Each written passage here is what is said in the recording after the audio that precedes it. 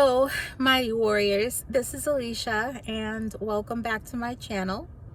Um, if you are joining me for the first time today, I like to do a summary of everything that I learned in church over the weekend and pass it on to you. So maybe you can be blessed by it in the same way that I was blessed by it. And this weekend was a amazing kind of combination of events.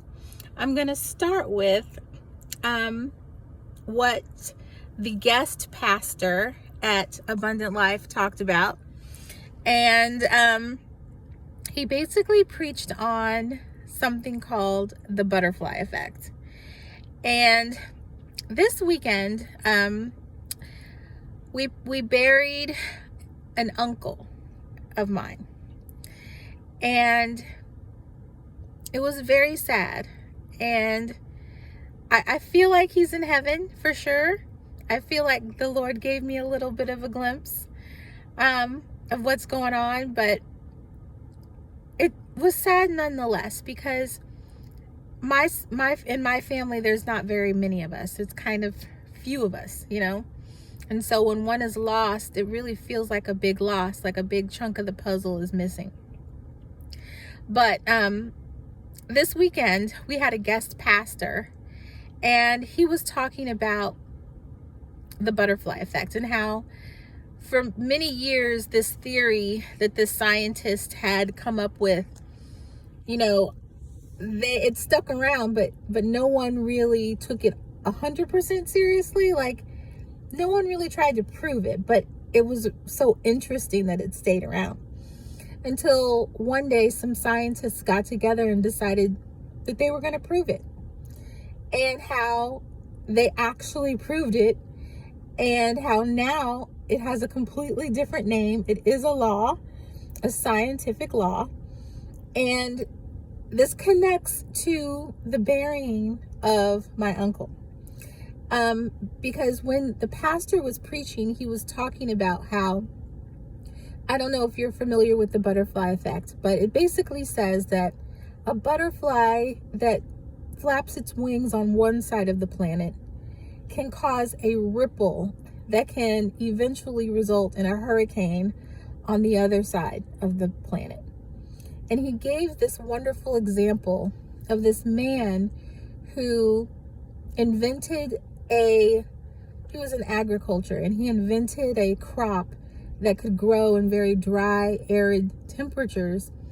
And this crop was able to save over 2 billion lives just throughout the world, feeding people who were living in places where you couldn't grow a lot of stuff without a lot of water. He created wheat and different hybrids in order to do this. But the pastor also talked about the person that inspired him, and then the person that inspired him, and then the person that inspired him. And he goes all the way back to one of my favorite people. When I was growing up, he was one of my favorite historical figures, George Washington Carver. And how George Washington Carver inspired this little boy who was running around following him, and he was teaching him about plants and agriculture. He was the son of one of the administrators at his college. Being that he was one of few black men at the college, it was interesting that he was mentoring this young boy who then grew up to have influence and influence someone else who influenced someone else who supported someone else. And then the next thing you know, we have, 2 billion lives saved.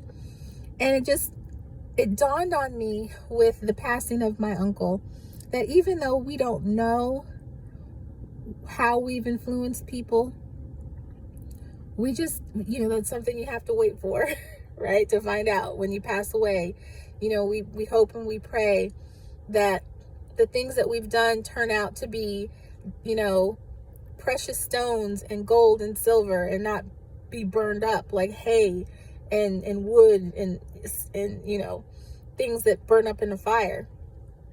But and if you're familiar with the Bible, you know that this is a principle in the Bible, that some people do things on the earth that are mainly for the physical and for the flesh and for the worldly and for the temporal.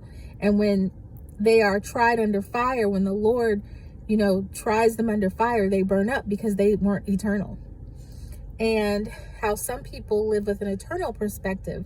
And so the things that they do on the earth, they actually ripple throughout time, and you will get credit for doing things that maybe you influence someone else who influenced someone else who influenced someone else, So anyway, it was a very wonderful service.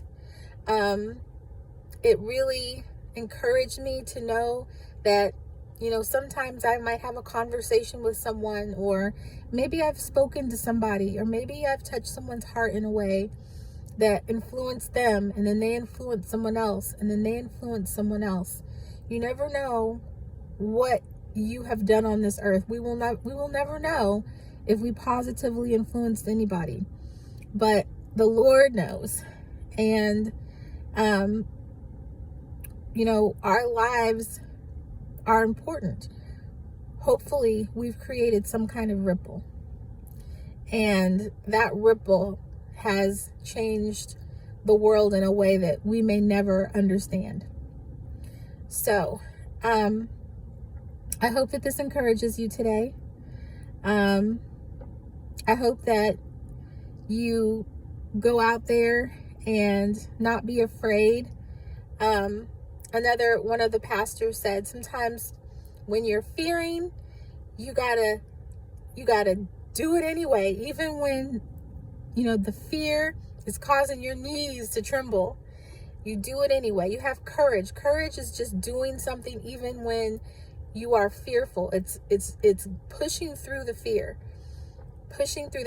even when it looks like it's gonna be it looks like it's going to go wrong. It looks like something's going to happen, but you push through anyway with faith that God's going to make something happen. And for my Chiefs fans out there, that's exactly what the Lord did yesterday for the Chiefs. It looked one way, but let me tell you, don't count my God out, because he turned that thing around on a dime. And I just knew it. There was not a doubt in my mind. And I'm so thankful to watch the Lord working through this particular situation that we got going on here where I live. If you know, you know. I'm not going to go into detail. But until next time, signing off, be baptized and be blessed.